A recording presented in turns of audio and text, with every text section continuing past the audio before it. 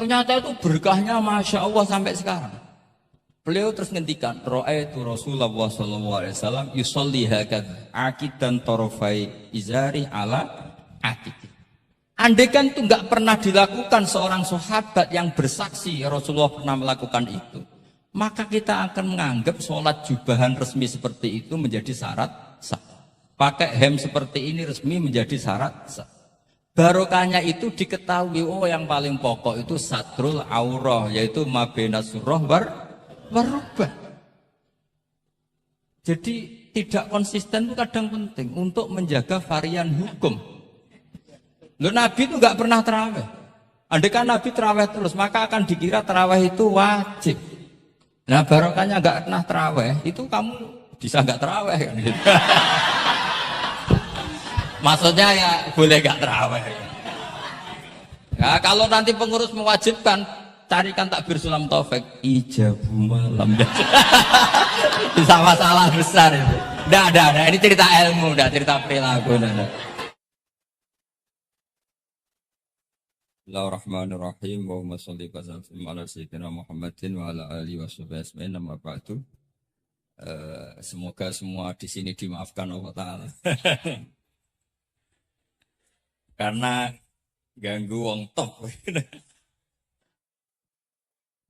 Top cara pangeran, angger mukmin ya top. Begini ya, jadi saya tahu banyak foto-fotonya Mbah Mun ketika sama Ki As'ad. Bapak saya kandung juga pernah di sini ketika muktamar 84. Berapa keluarga termasuk Ki Ahmad Siddiq karena beliau juga turunan Nasr.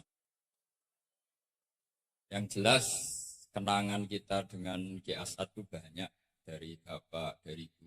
Kemudian beliau juga ngaji di Stokiri. Saya juga dapat keluarga Stokiri, banyaklah hal-hal. Tapi yang saya pastikan memaklumatkan diri sebagai Mahat Ali itu entah keangkuhan, entah jujur, karena Ali itu maknanya kelas tinggi.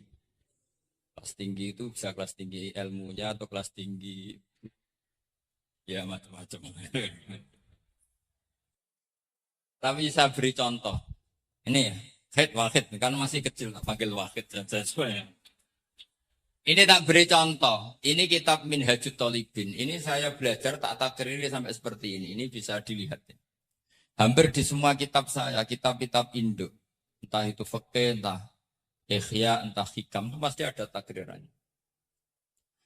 Karena tadi saya sudah komplain sama Pak Khairuddin, keputusan fikih udah ada khilaf itu gak keren kata saya itu. Karena bawaannya fikih itu khilaf. Saya beri contoh ya. Di sini fikihnya kan diajarkan kan Fathul Wahab. Saya sedikit cerita tentang Fathul Wahab. Dulu indukan kitab fikih itu namanya Al-Um, ya kan? Dikarang katanya, dikarang oleh Imam Syafi'i. Sebenarnya enggak dikarang, diimlakkan. Ini pakai bahasa Ma'had Ali, kelas tahqiq.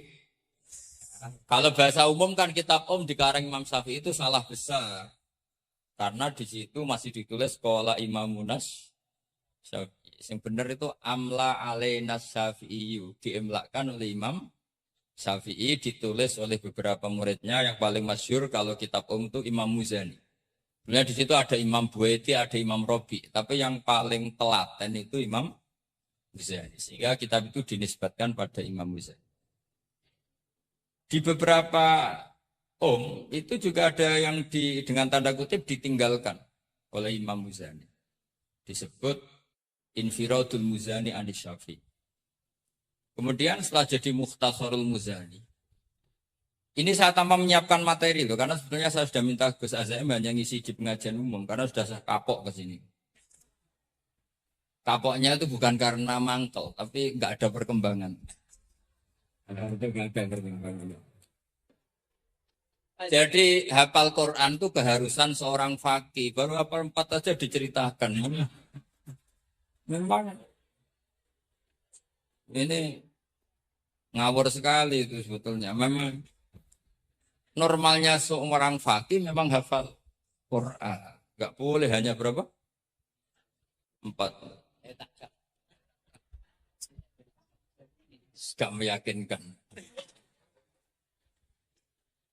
Nah, Mukhtasarul Muzani itu ada beberapa hal yang beliau beda dengan Imam Syafi'i.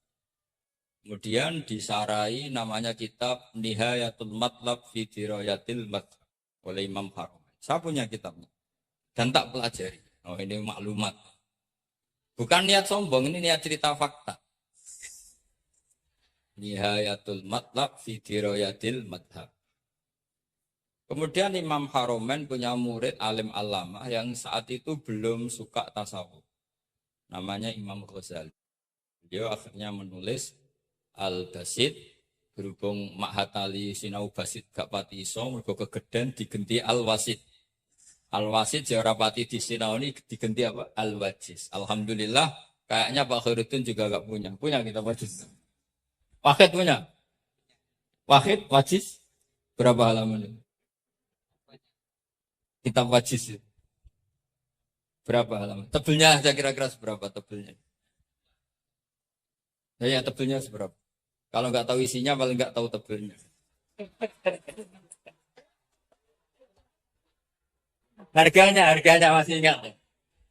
Kalau nggak tahu isinya, tahu harganya ya.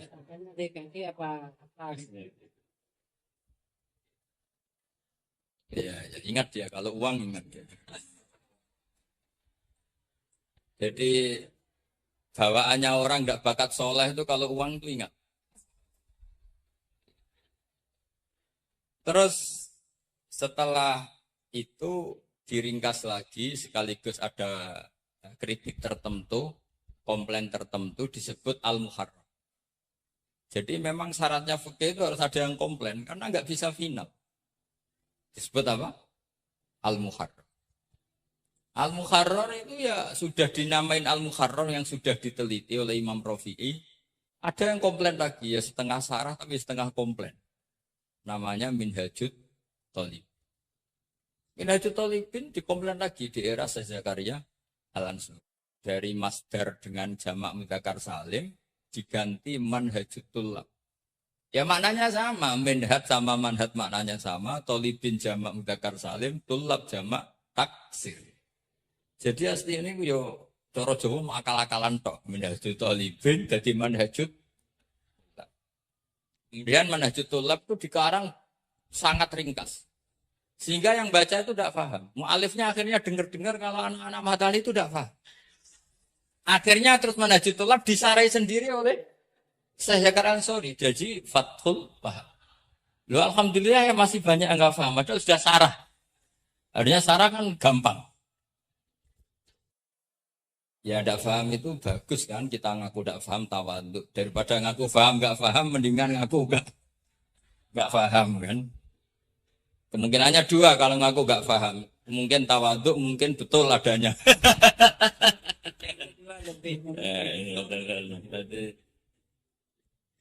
Nah saya cerita sedikit tentang kenapa fikih itu harus ada dan selalu ada khilaf. Karena itu masalah furu'iyah. Apa? Saya beri contoh, ini kitab Minhajut Thalibin. Dan saya punya catatannya banyak. Oh sampai gini, sampai sarah-sarahnya punya. Catatannya ya banyak. Saya bangun tidur aja bisa, saking seringnya belajar. Dan saya alhamdulillah tidak punya masalah ingatan. Jadi kadang banyak guru punya masalah apa? Ingatan. Tapi tidak perlu dianggap harus kemana gitu, ke rumah sakit apa, tidak perlu, nggak ingat. Misalnya saya tak kasih tahu. Siapa paling pintar? Jagomu tak bedaan. Yang namanya sujud misalnya. Sujud itu apa coba? Secara lughat. Wat ul jabah alal ardi. Sehingga Imam Rafi'i berpikir sujud itu asal ada watul jabah alal ardi ya sah adanya. Dan beliau mengklaim, ini saksinya Pak Khairuddin ini wasabe as-sujud wa aqalluhu mubasyaratu ba'di jabati musallahu. Ya. Beliau hanya mengatakan wala yajibu waqu yadaihi wa rubbataihi wa qadamaihi fil adhar. Wala yajibu. Ini kalau enggak percaya, kapan baca? Masalah tarakum bisa ya? Coba baca.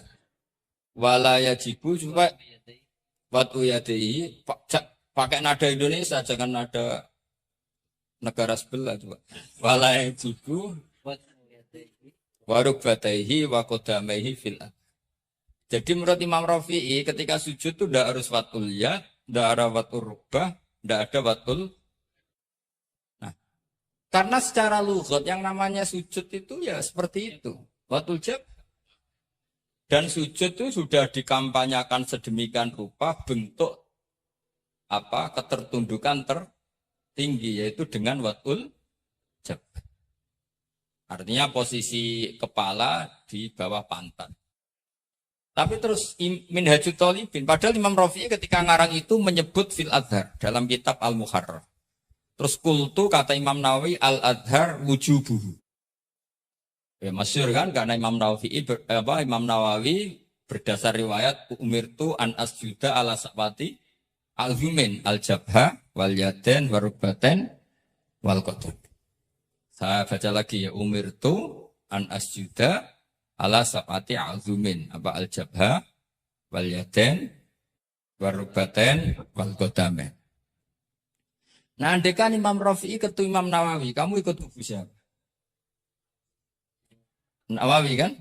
Nah, sekarang oke, berdasar riwayat dan praktek guru-guru kita semuanya seperti itu. Kalau sujud melibatkan 7, oke itu berdasar riwayat dan berdasar perilaku guru-guru kita. Oke, secara sanad kita tidak punya pilihan, pasti seperti itu. Ikut guru. Tapi kalau pertanyaannya dibalik, saya ulang, pertanyaannya dibalik. Min asbabir riddah itu adalah sujud lisonamin. Kira-kira kalau ada orang sujud hanya watul jabah lisonamin, sudah murtad apa belum? Murtad kan? Loh enggak, sudah murtad belum?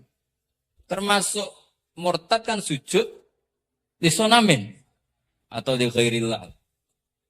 Kira-kira untuk murtad syaratnya melibatkan 7 anggota apa cukup watul jabah?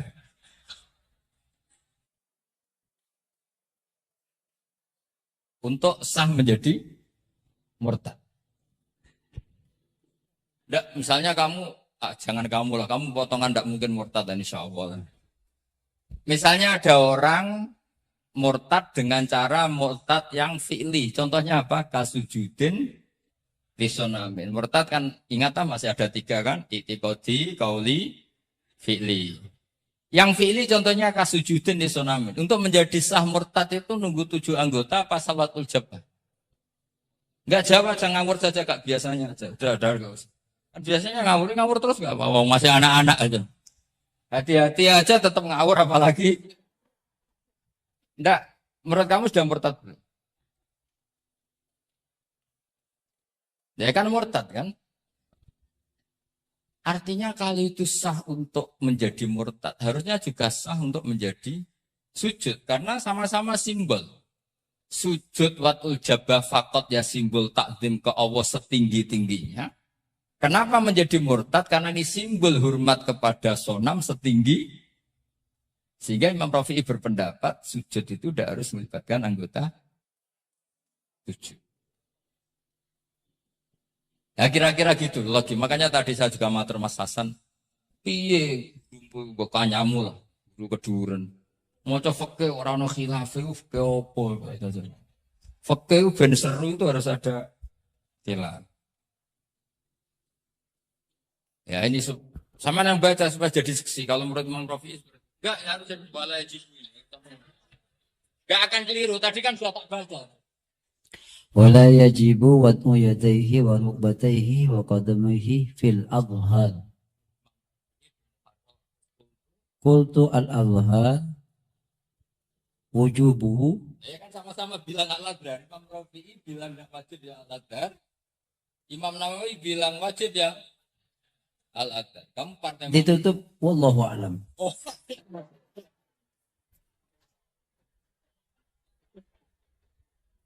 Enggak ada Gus. Kalau malam Enggak, wallahu alam. Aduh, ini enggak ada penggantinya.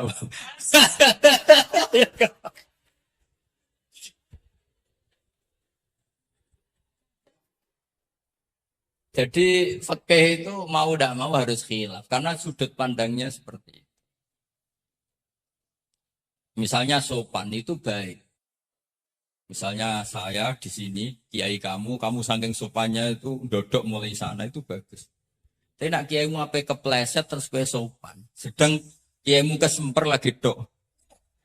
Sehingga kita sebagai kiai itu mikir sopan itu bagus. Tapi kalau berlebihan kan tidak efektif kan.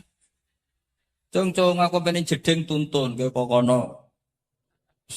Kalau sini tuh kan deprok terus melaku ke sini. Jadi makanya ya kita harus kritik juga. Sopan berlebihan juga akhirnya ada efektif. Cong sedang kiaimu tiba mati kayak lagi dok kan gitu kan. Nah, sekarang perempuan juga gitu. Mbak-mbak yang cantik tuh baik sopan apa baik tidak sopan? Baik tidak sopan. Karena kalau sopan sama Pak Wahid, ayo sopan. Mesti eleng terus raiso tuh. Tapi nak rasopan, seneng aku. Gaji ini Mahatali mau piro. Itu langsung lupa. Dan itu bagus karena melupakan Nah, lo betul. Ini kan katanya tadi siapa yang hafal Quran? Ya nisa an-nabi lastunna ka ahadin inan nisa. Ini taqaitunna fala takhdu'na bil qaul fayatma alladhi fi qalbihi mar. Wahai orang-orang yang cantik, kalau ketemu lelaki itu jangan terlalu sopan. Fala takhdu'na bil qaul. Kalau ngomong jangan terlalu khudu. Karena bawaannya lelaki yang fi qalbihi maradun, khudu itu dianggap mau. Dan tadi ada Mbak cantik sama Pak Khairuddin atau sama Pak Wahid sopan. Mohon kalau derek guru mau. Mesti pikirannya kok maksudnya gelem tak wae. Mesti asal maksudnya derek itu menderek mata pelajaran. Tapi utek-utek begini itu kan yang fikol dia Pak marot contoh saja loh. Tapi bisa fakta. Itu mesti pikirannya itu kemana-mana. Mohon kalau derek Pak Wahid mawon. Ngomong wong ayu, nak sengelak kan rada dipikir. Sehingga unik, khusus perempuan yang cantik itu sopan itu tidak baik. Di dalam komunitas lelaki yang fi qalbihi karena pikirannya mesti. Padahal Mbak tadi bilang gitu maksudnya anut Pak Wahid ikut mata pelajarannya. Tapi pikirannya sampai kan bisa enggak gitu. Fala takhdu'na bil qauli fayatma alladzi itu hebatnya Quran. Jadi psikologi lelaki juga dibicarakan. Bawaannya lelaki kalau ketemu perempuan cantik kok sopan, kok memberi harapan. Iku terus golek dukun mahabbah. Kayak apa pinternya Quran? Nah ini sayangnya yang hafal baru 4. Padahal saya satu mobil saja tadi hafal berapa Gus? Pakai satu mobil. Karena pondok saya memang pondok tahfidz. Jadi yang derekno saya banyak yang hafid. Jadi satu kelas kalah dengan satu mobil. Supir saya hafal Quran, penderek saya hafal Quran, yang bawakan tas ya. Oh, salah jauh itu. Kan, iya, memang pondok saya pondok tahfidz karena memang pondok tahfidz. Jadi seperti itulah. Masa kamu menyarankan orang tidak sopan? Tidak mungkin kan. Masa kita ngajari santri-santri gak sopan? Tidak mungkin. Tapi kalau kamu ajari sopan, khusus yang cantik, ketemu lelaki yang seperti itu, akibatnya fayat oma alladzi fi qalbihi marad. Makanya di sarah-sarah atau di tafsir-tafsir sampai ada penjelasan wa yusannu lil marati takhlidu sautiha. Perempuan disunatkan menebalkan suara untuk menghilangkan rasa syahwat lelaki tadi. Terus paling enggak misalnya enggak mau nebalkan ya judes. Misalnya ketemu Pak Wahid, Mbak apa yang ini? Gak urusanmu. Oh itu mesti langsung lali. Tapi nak jawab lah, badhe napa ngersakno napa nggih kula tak derekno jenengan riyen wah bahaya. Padahal maksudnya derekno iku ya mata pelajaran, tidak ada hubungannya dengan mau dinikah. Ketemu nih naudzubillah lah kalau itu. Nah, itu fikih. Jadi fikih itu menginduk ke usul fikih. Tapi usul fikih sendiri itu kalau tidak ngerti fikih jadi itu jadi liar. Karena khayalnya lebih tinggi. Makanya banyak orang yang pengagum usul fikih itu jadi liberal karena terus terlalu banyak khayal. Maka pondok-pondok itu harus ada fikih dan ada usul. Saya beri contoh liar itu begini misalnya. Maqasidus syariah itu kan bisa subjektif. Sehingga Imam Syafi'i itu yang kritik man istahsana faqad syarra'a. Orang yang sering berpikir istihsan faqad syarra'a, maka dia mau berpikir bikin syariat tandingan. Misalnya gini, saya ini kiai yang suka tirakat. Karena dulu misalnya mondoknya itu suka tirakat. Terus santrinya diwajibkan puasa setahun. Atau diwajibkan nggak boleh makan nasi. Itu bikin syariat tandingan. Karena apa? Tahrimu malam yahrum. Mengharamkan sesuatu yang tidak haram. Atau mewajibkan ijabu malam yajib. Itu termasuk kriminal dorot Sulam Taufik. Loh iya, bahkan Sulam Taufik mengebabkan itu di bab riddah. Saya ini sudah tak toleransi, itu mau tak tulis minal kabair. Kalau di Sulam Taufik dimasukkan bab riddah. Karena ijabu malam yajib berarti bikin syariat. Atau tahrimu malam yakhrum juga artinya bikin. Tidak tahu, guru di sini biasanya tahrimu malam yakhrum apa tahrimu malam yuharram. Umumnya bacanya apa? Bisa dua. Ya rada maju berarti semuanya.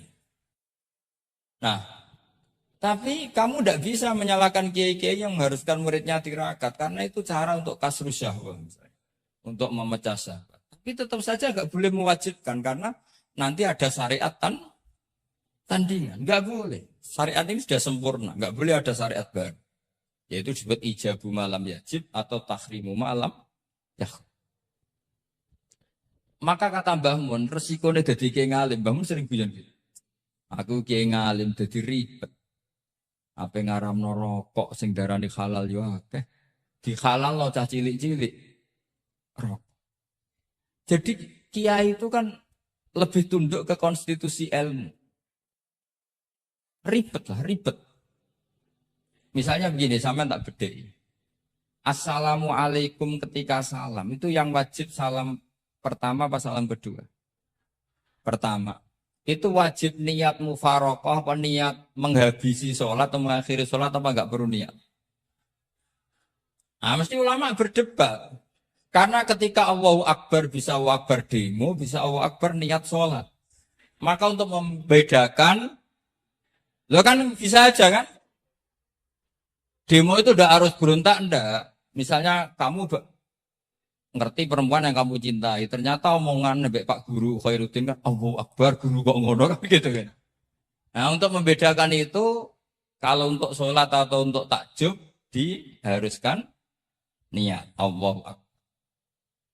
Nah sekarang salam harusnya juga ada pikiran begitu. Ini salam karena ketemu orang, apa salam karena keluar dari sholat. Makanya selalu ada ulama yang berpendapat, wajib niatul khurud minas sholat. Karena logikanya, kalau Allahu Akbar wajib niat sholat untuk membedakan Allahu Akbar yang wiridan, Allahu Akbar yang takjub, Allahu Akbar yang demo, untuk membedakan itu semua. Niat. Salam juga gitu, salam mubalek, salam kenalan, salam. Harusnya pembedanya adalah niatul khurud minas sholat. Makanya saya tadi itu komplain sama Pak Khurudin, itu Fathul Masail Fiqh udah ada khilafnya. Betul orang itu kata saya. Yang putih. Oh yang putri itu. Nah, jadi apa?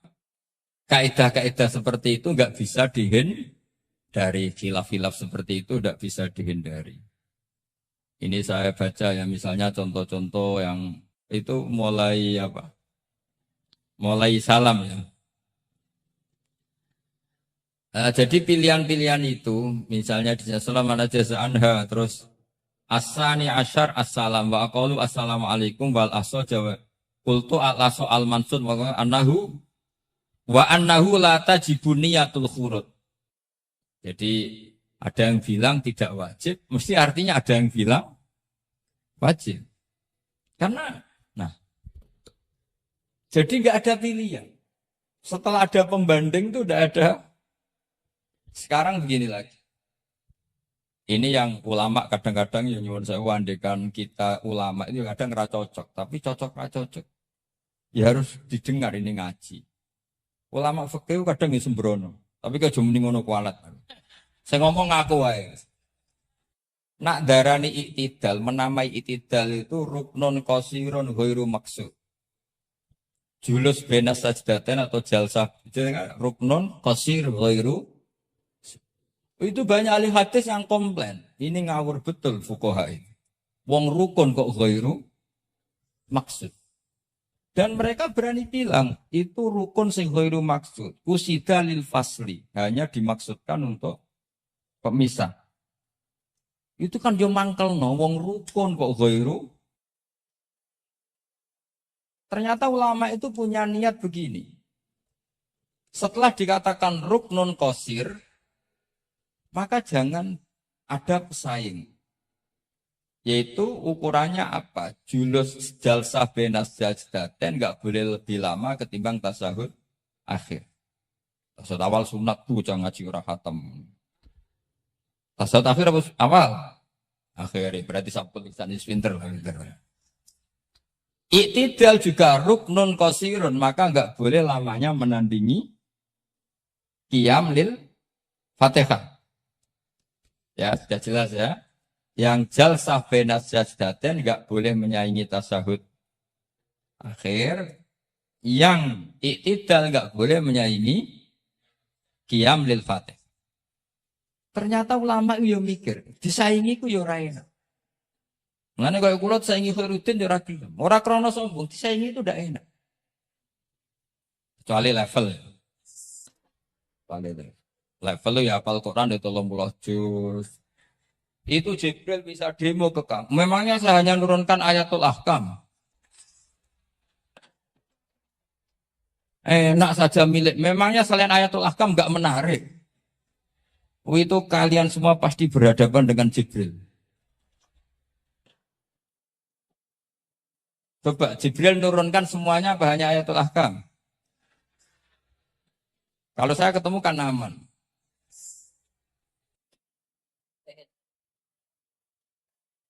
Iya bahaya kamu itu. Nah, ketika wajib gak mau disaingin, ini ternyata menginduk ke mazhabnya Abu Bakar. Abu Bakar As-Siddiq. Di antara sifat Allah paling keren itu la syarikalah. Di mana-mana zat yang top itu gak mau saingan. Dan itu normal karena memang gak ada yang setara dengan Allah. Suatu saat Abu Bakar itu pulang. Ini nanti saya cerita fikih banyak. Kamu pasti setelah ini tambah pinter, tak jamin. Bukan barokahnya saya lah, barokahnya Mbah Mun, barokahnya Mbah As'ad. Tapi kena rasa sombong yang termasuk barokahku lah gitu ya. Kamu tidak sombong, tapi sombong juga gak apa. Terus biasa salah, orang salah sombong salah liane. Abu Bakar pulang, di situ tuh istrinya menyediakan beberapa makanan untuk sahur. Itu marah besar. Apa kamu mau menandingi Ramadan sehingga puasa sunat aja persiapannya seperti ini? Bahkan sebagian riwayat itu beliau memukuli kidrun, jadi itunya ada yang dirusak lah kira-kira. Ini dengerin betul, nanti akibatnya di fikih. Makanya di fikih apa? Sholat fardu itu gak mau kesaingan. Sholat fardu wajib qiyam diqadirin. Gak boleh sholat sunat bersyarat begitu. Harus sah qu'ud meskipun ma'al kudroh. Karena fardu itu gak mau kesaingan. Jadi fardu ya rada egois kira-kira gitu. Nah, mesti sama lagi krungu iki gitu. Maksudnya sering roh hukumnya tapi baru tahu logika ini. Loh aku rasa udon soal yakin. Soal yakin. Karena fardu itu gak mau. Poso fardu wajib tabyitun. Iya. Nginep no niat mulai malam. Poso sunat. Tidak. Ketemu jam 9 kamu belum makan, belum ada dukhulu syai'in fi jawfika. Terus niat puasa sah enggak? Sah. Ada bedanya enggak fardu sama sunat? Ada. Salat fardu wajib itmam. Puasa wajib itmam. Puasa sunat amiru nafsi. Wah, puasa sunat, bojo lagi apian, bisa kamu batalkan. Tapi nak puasa fardu, oh sanksinya berat. It purokobatin sampai, ya siamu sehari ini apa? Mutatabi'an. Terakhir itamu sitina. Tapi kalau puasa sunat, amiru nafsi. Kamu terus monggo, enggak terus. Intinya fardu itu enggak mau disaingin. Berarti itu fardu egois kata saya. Nah, Abu Bakar sampai begitu. Ono wong poso sunat kok sampai nyiapno buka, nyiapno sahur itu marah. Bahkan marahnya enggak sekedar di hukumnya, di perlakuannya. Kamu itu memperlakukan puasa sunat aja kok kayak memperlakukan fardu. Hanya di menunya, di persiapannya. Dan ternyata Imam Syafi'i benar, ternyata di hukumnya juga harus beda. Misalnya tadi, qiyamul qadir fil fardi wajib qiyam. Tapi kalau sholat sunat, boleh puput walau ma'al kudroh alal qiyam. Jadi ini ulama. Ini perpaduan usul fikih dan fikih. Jadi fardu itu ya agak angkuh lah kira-kira gitu. Angkuh itu kalau baik namanya izzatun nus. Memang harus beda. Nah di sini. Nah di bab zakat juga sama. Ukuran wajib itu apa? Akhdhal imamu kohron atau layuk to'u yadu sariki. Dan kita tambah pinter. Tetap goblok ya orang wong zaman akhir. Tapi kita tak pinter no sidik. Ketika seseorang diputuskan wajib zakat, kok tidak mau zakat? Efek hukumnya apa? Akhdhal imamu kohron. Imam boleh ngambil paksa. Atau kalau mustahik itu nyuri dengan kadar yang memang jatahnya latuk to'u yadu. Mergono syubhatul milki. Paham ya? Jadi sampean misalnya fakir, tanggane Pak Khalidin gak gelem zakat, nyolong jatah. Andaikan dia lomo, mustahik kamu itu dapat sekian. Itu nggak boleh dipotong tangannya karena kamu ngambil jatah. Jadi sekali diputuskan wajib itu punya akibat akhdhal imamu kohron atau la tuqta'u yadu sari. Jadi itu fikih. Jadi fikih itu konsisten. Nah sekarang yang dikatakan fikih itu ainut ta'ah apa sawab, apa hak. Nah, itu yang ulama berdebat. Sekarang misalnya sampean tak bedheki begini. Sing darani salat sing sayu madhep kiblat. Betul kan? Ya, betul. Masih ingat ya? Sekarang madhep kiblat itu menjadi baik karena nurut Allah apa karena madhep kiblat? Karena nurut Allah. Sehingga semangat fikih itu semangat taat ning Allah. Falau sholla arba'a raka'atin bi arba'i jihadin itu enggak perlu i'adah.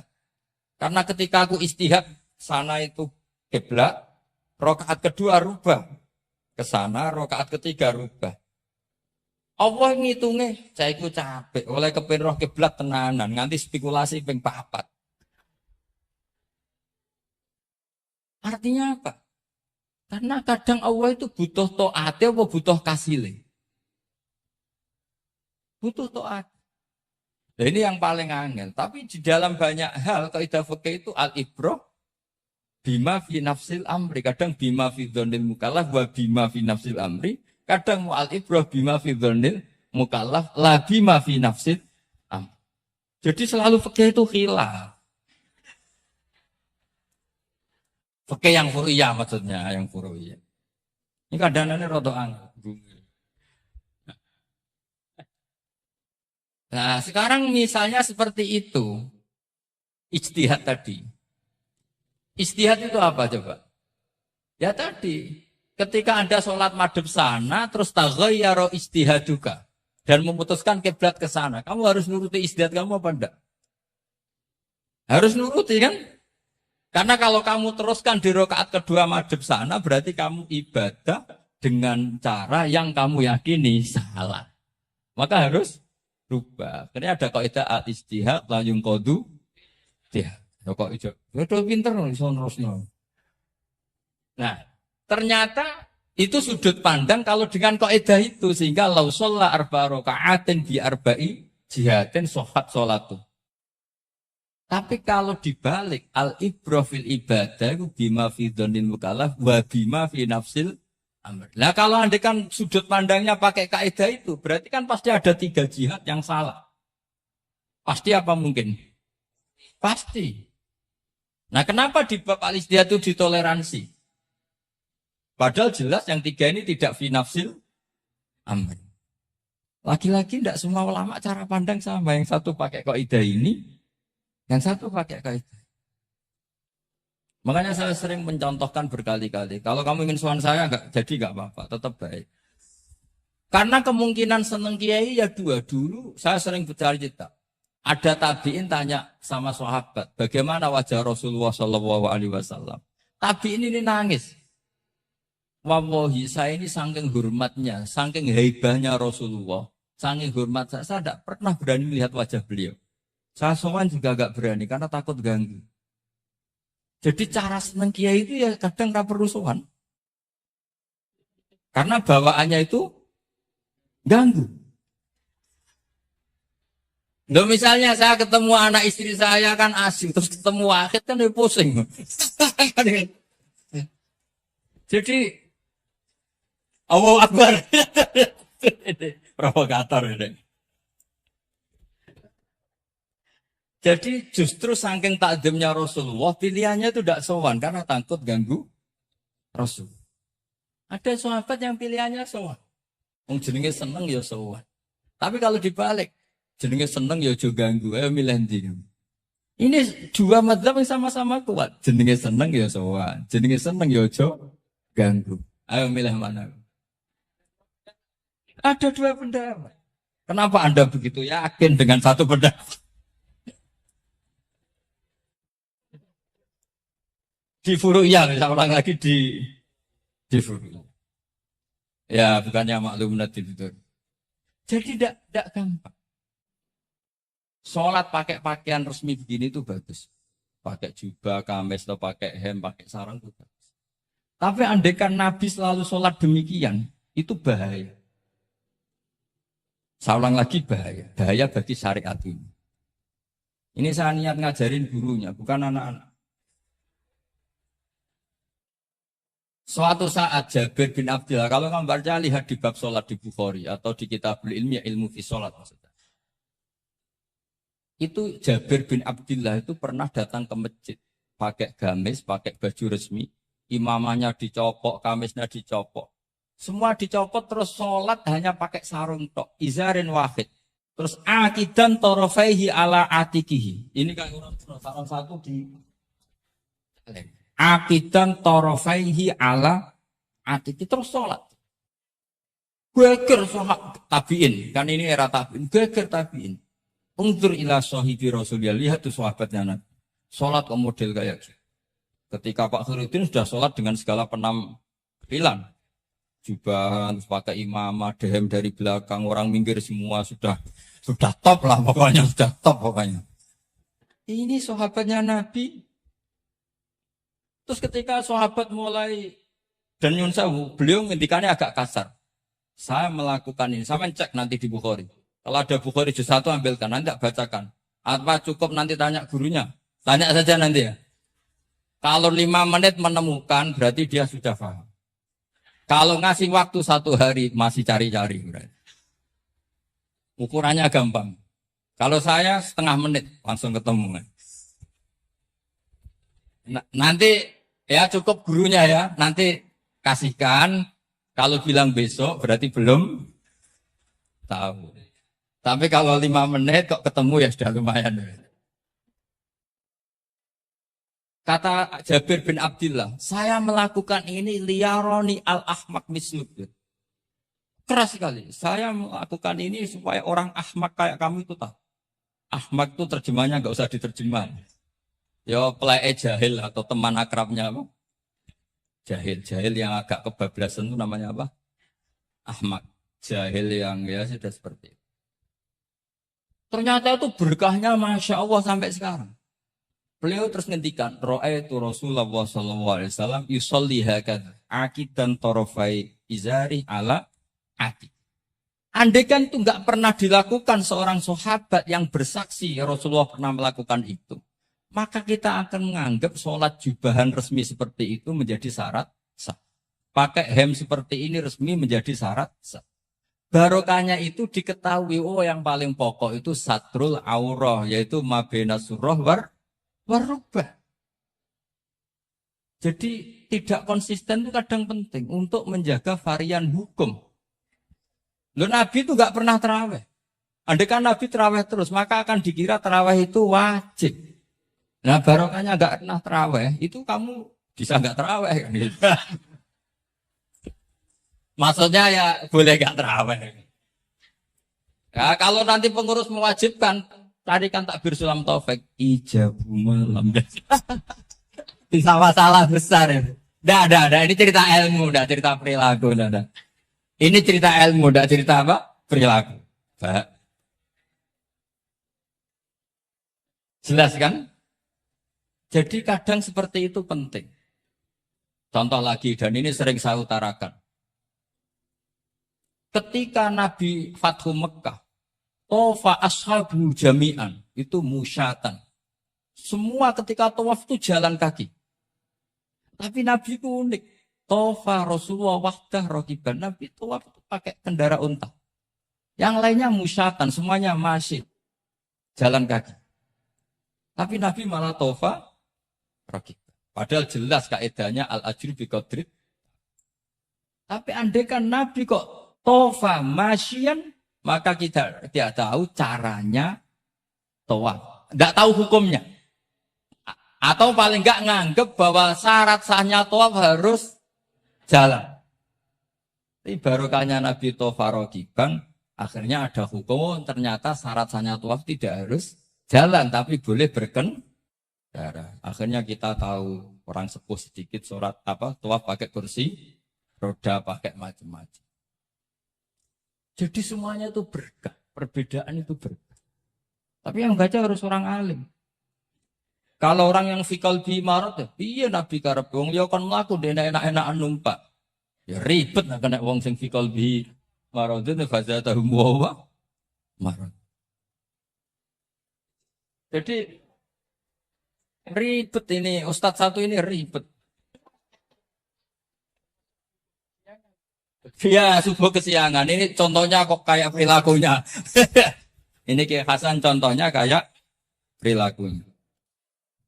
Sholat itu ada waktunya. Sekali waktunya habis, normalnya sudah tidak wajib. Ya enggak? Kamu mau sekolah.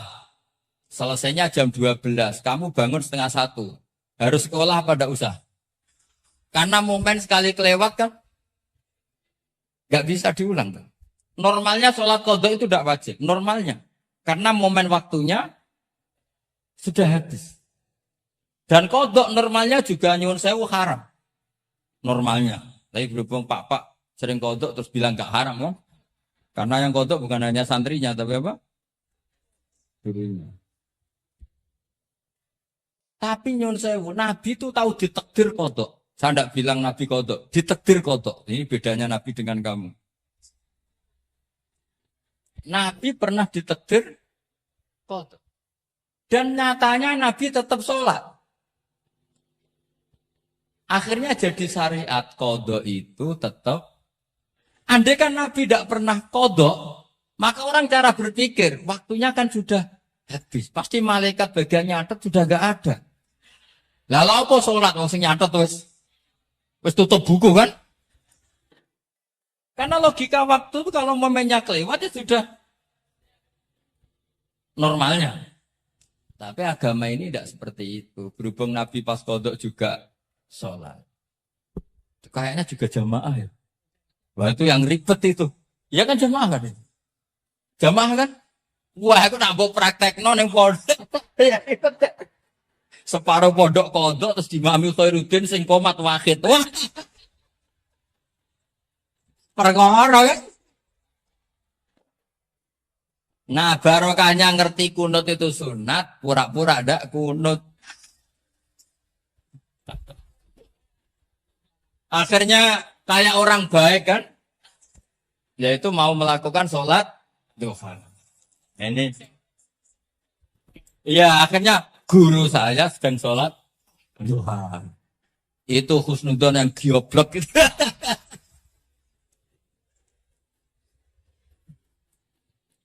Jadi, lah itulah yang jadi analisis usul fikih. Jadi semuanya itu ada analisis. Saya ulang lagi semuanya itu ada. Yang jelas tuh di antara pantangan Islam tuh ijabu malam yajib dan tahrimu malam yahrum. Karena manis tahsana faqad syar'a. Dan Allah tuh gak suka ada syariat tandingan tuh gak suka. Karena bahaya kalau semua orang istihsan, bahaya. Saya pernah ini cerita nyata. Ada pengurus yayasan yatim piatu yang sehat. Saya ulang lagi yang sehat. Sehat yayasannya, sehat apa keuangannya, sehat perilaku. Datang ke saya minta doa, minta nasihat. Normalnya kan saya puji, tapi saya dingin saja. Saya bilang yayasan yatim piatu itu bagus, tapi lebih bagus lagi kalau dibiarkan. Karena anak-anak yatim ini kan milik keluarga. Setelah bapaknya mati, biasanya mbahnya ngerawat, Pak D, Pak Leknya rawat. Nah, dengan kamu ambil ke yayasan itu, dia tercerabut dari keluarga. Satu, Anda jangan merasa perilaku Anda atau solusi Anda atau amal Anda lebih baik. Bisa saja kalau di keluarga lebih.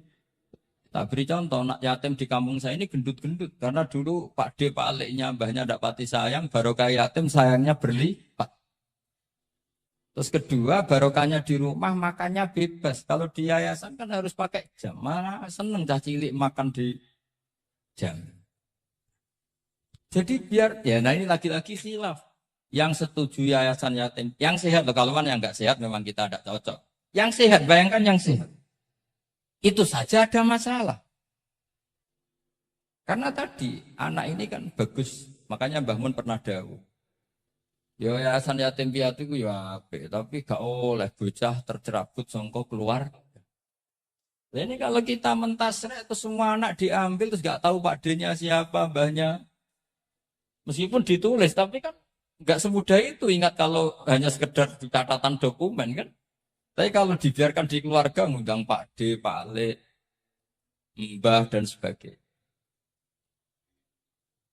Jadi nggak bisa misalnya aku bahas masalah gimana hukumnya mendirikan yayasan yatim piatu. Kamu bilang sunat mutlak, nggak bisa karena di sini ada unsur tadi. Kak sampean mondok ini sunat apa enggak, Pak mondok? Ya bisa wajib, bisa sunat, bisa haram. Karena yang haram misalnya gini, kamu di kampung kamu itu andalan, tidak ada orang baik kayak kamu, tidak ada yang bisa ngaji kecuali kamu. Enak-enakan mulang ning pondok mergo keren timbang mulang ning kampung wong telu. Makanya Mbah Mun kalau guyon sama saya masih ingat betul lagi. Jadi kiai yo latihan ya. Aku tahu keliru kata Mbah. Tak pikir keliru apa? Anak perainan ditanya Mbah Mun, "Cung perainan kok ning pondok?" Mbah Mun sempat husnudzon kayak tas sregep wong perainan kok ndak pulang. Ternyata, "Lho perainan kok ning pondok, Cung? Kok sregep temen?" "Mboten, Mbah, nate ngomah kan ngarit." Ternyata jadi khusnudzon itu kadang gitu. Semenjak itu bangun kalau ada perinan cong mulai cong ben kenal wong tuamu. Jadi malah dibalik. Iya kan kalau kelamaan ke pondok kan nggak roh asal usul orang tua sehingga tidak punya empati, tidak punya kasihan kan. Orang tuanya berjibaku ngarit apalah kerja apa. Lah ya artinya terus kamu tidak bisa. Semua santri yang perinan tidak pulang berarti santri baik. Sebetulnya tidak mesti juga. Santri takut ngarit kan gitu. Ini namanya sudut pandang gitu. Jadi masalah-masalah furu'iyah itu tidak seperti itu. Nah, sehingga kita tahu di kitab Mahali atau di kitab beberapa kitab fikih mesti kaul awal, kaul sani, kaul salis dan sebagainya. Karena ini masalah sudut pandang. Wali nikah misalnya. Wali nikah itu kalau fasik sah apa enggak? Wali mujbir. Ada ulama yang mengatakan kalau wali mujbir fasik tetap sah. Jadi wali likamali syafaqatih. Karena seorang wali ini pasti sangat sayang. Meskipun fasik, dia orientasi tentang anaknya tetap Ada yang bilang enggak. Kalau fasik harus dicabut hak walinya. Di mana-mana orang fasik sudah error. Jangan-jangan karena dia pemabuk atau karena dia tukang judi, pikirannya dapat menantu yang kaya meskipun tukang judi. Bahaya ini kalau diberi hak wilayah atau hak wali. Bahaya, saya ulama mengatakan sekali fasik dicabut. Nah, ya, yang satu memandang umumnya orang tua meskipun fasik tetap likamalis. Tapi kata siapa di sosial itu mesti semua orang begitu apa tidak mesti?